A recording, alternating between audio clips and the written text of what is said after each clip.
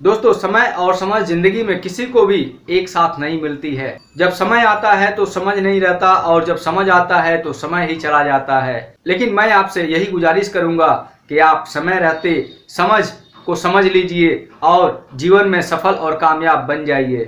दोस्तों, आज के क्लास में हम बिगिन टू का प्रयोग सीखेंगे। बिगिन टू का प्रयोग हम लोग कब करेंगे?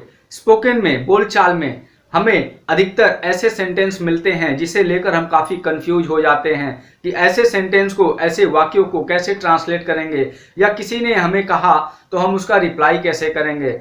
जैसे बारिश होने लगी, वो जाने लगा, मैं हंसने लगा, वो रोने लगी इत्यादि। यानी लगा लगी लगे रहने से कंफ्यूजन बढ़ जाता है कि हम उसे ट्रांसलेट कैसे करें, या किसी ने अगर कहा तो हम उसे समझे कैसे। तो इसको सिंपली समझने का रूल देख लीजिए। ट्रांसलेट करने का रूल जो होता है, पहले हम लोग सब्जेक्ट लिखते हैं, उसके बाद बिगिन टू, उसके बाद वर्ब का पहला रूप और अंत में ऑब्जेक्ट होता है। बिगिन टू का मतलब होता है लगा लगी लगे। ठीक है, जैसे कुछ ट्रांसलेशन मैं आपको बता देता हूं। राम आम खाने लगा, सब्जेक्ट यहाँ कौन है? राम। काम कौन कर रहा है? राम। राम हमारा सब्जेक्ट हो गया। राम लगा लगी लगे, इसके लिए हम लोग यूज करेंगे बिगिन टू। राम आम खाने लगा, Ram begin to eat, verb का पहला रूप ईट। क्या? ए मैंगो, एक आम। उसी तरह से बारिश होने लगी, it begin to rain. Pradeep हंसने लगा, प्रदीप बिगिन टू लाफ। मैं तुमसे प्यार करने लगा, वो मुझसे नफरत करने लगी इत्यादि। ऐसे जब रहेगा तो वहां पे हम लोग सब्जेक्ट लगाएंगे। जो सब्जेक्ट रहेगा प्रदीप, या फिर मैं, या फिर आप, वो जो भी होगा। मैं तुमसे प्यार करने लगा, I began to love you. Sandhya और सरिता लड़ने लगी। कौन लड़ने लगा? Sandhya and Sarita, both are the subject. Sandhya and Sarita began to quarrel. मैंने उसे खाने को कहा पर वो टीवी देखने लगी।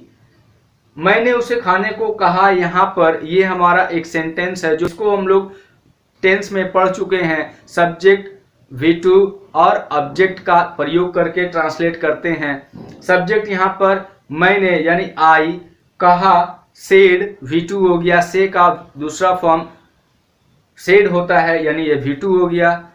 आई सेड टू ईट, उसे खाने को कहा। हर, उसे, आई सेड टू ईट हर, मैंने उसे खाने को कहा। I said to eat her. But, लेकिन, मगर, बट लगाएंगे। वो टीवी देखने लगी। वो यहाँ पर फिर हमारा लगा लगी लगे आ गया। तो वो हमारा ये सब्जेक्ट किसके लिए है? हर, उसके लिए। She began to watch TV.